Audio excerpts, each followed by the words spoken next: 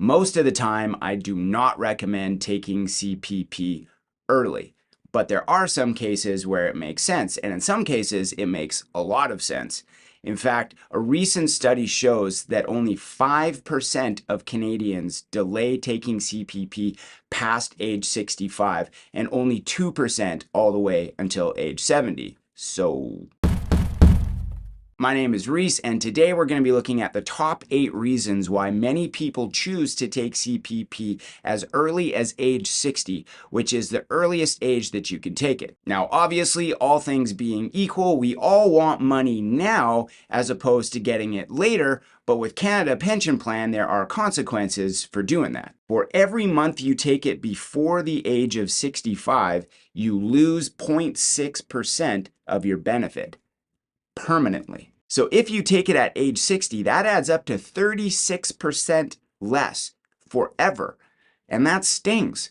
So you're not going to do that lightly. On the other hand, if you delay taking CPP past age 65, you will get an increase of 0.7% for every month you hold off. And that adds up to an increase of 42% at age 70 forever. Quick math shows us that if we're eligible for $1,000 a month from CPP at age 65, then we would get $640 if we took it at age 60 and $1,420 if we waited until age 70.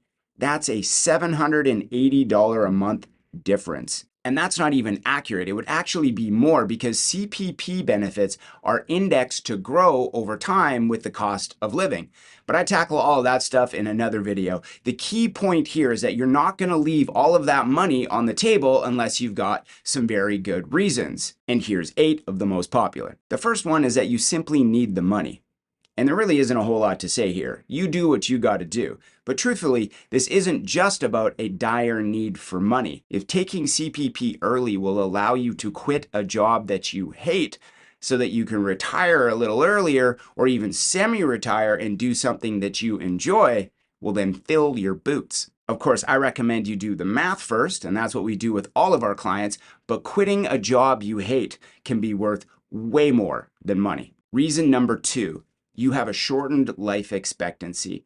Now, obviously, in this case, getting some benefit, even if it's reduced, is far better than getting none or very little out of CPP. Now, there are survivor benefits if you have a spouse, but they would get those even if you took CPP early, so keep that in mind. The key point here is that even if you don't need the income, you may want to get the money in your hands so that you can spend it or pass it on to your loved ones when you're gone. Remember, this is actually your money. This is not a gift from the government. All the years that you worked while in Canada, you contributed to CPP. So you literally are entitled to this benefit. The third reason is if you know that you are going to have a low taxable income in retirement and will qualify for GIS, Guaranteed Income Supplement, when you turn 65. I've done a deep dive video on GIS, CPP, and OAS, so I'm not going to get into it here, but I'll put a link in the description and one at the end of this video so that you can learn all the details about those if you like. But for now, it's important to note that if your income is above some fairly low thresholds in retirement, you can have your GIS clawed back or lost entirely. So it may make sense to take CPP early, get less of a benefit, but for longer, so that you can keep your income low enough in order to still get GIS. But be really careful with your math on this one. It would be a massive bummer to be wrong on your math and end up with little or no GIS and end up with a permanently reduced CPP benefit as well. The fourth reason is to get the money in your hands as soon as possible so that you can put it to work for you by investing it. Now, on its own, this strategy is a little bit lacking because remember, you would get 0.6 more for each month you hold off up to age 65, which is 7.2% a year, guaranteed permanently. And you'd get 0.7% more for each month you hold off from age 65 to 70, which is 8.4% a year, guaranteed permanently, and indexed to grow with inflation. So those are tough rates of return to beat without taking on a lot of volatility in your investment portfolio.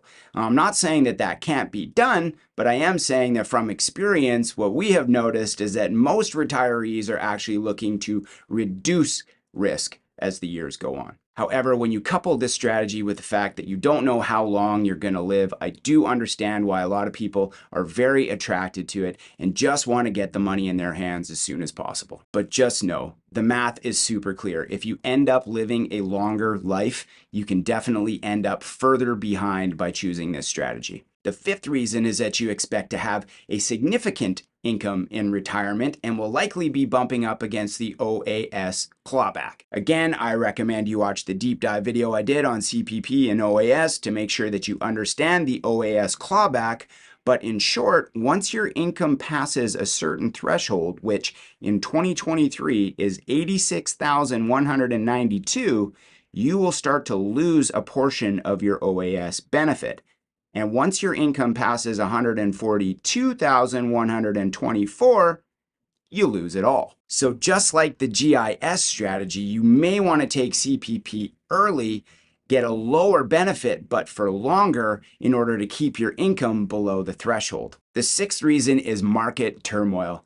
You may be laser focused on retiring at age 60, and maybe you were even going to delay taking CPP until age 65 or later, and maybe you were just going to rely on your own investments more in the early years of retirement. And that's fine. But if there was a large market downturn right as you were about to retire, like what we went through in 08, 09, where it took years for the market to recover, you may choose to leave those investments alone and give them time to recover. And while it is true that you can take the dividends and the interest without touching any of your capital, you may actually want to leave that income in there so that it can get reinvested at the lower prices that come along with the market downturn. You might actually want to take advantage of the sale prices that come when the markets go down. So in this case, you may just choose to take CPP early as opposed to touching any of your investments at an inopportune time. Again, taking your CPP early is a permanent decision, aside from that little grace period that they give.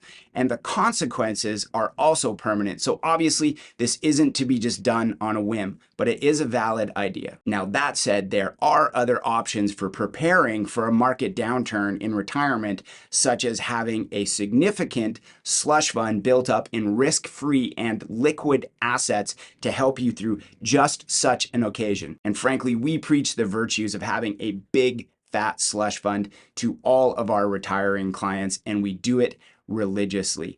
It is a big deal to have a buffer in retirement and gives huge peace of mind. Reason number 7 is if you have 8 or more low or no income years in the past. Now, this can get a bit complicated, but the basics are this. Your CPP benefits are based off of all of the years that you contributed along the way. However, up to 8 of your lowest income earning years will be dropped from the formula that they use to calculate your benefit amount. So those 8 years won't count, but the rest will. So if you expect to have no or very low income from age 60 to 65 because you're already retired, then you'll simply be adding more unfavorable years to the equation. So in this case, you might just be better off taking CPP at age 60. But again, be careful with the math on this. CPP calculations and estimates are their own crazy science, and unfortunately,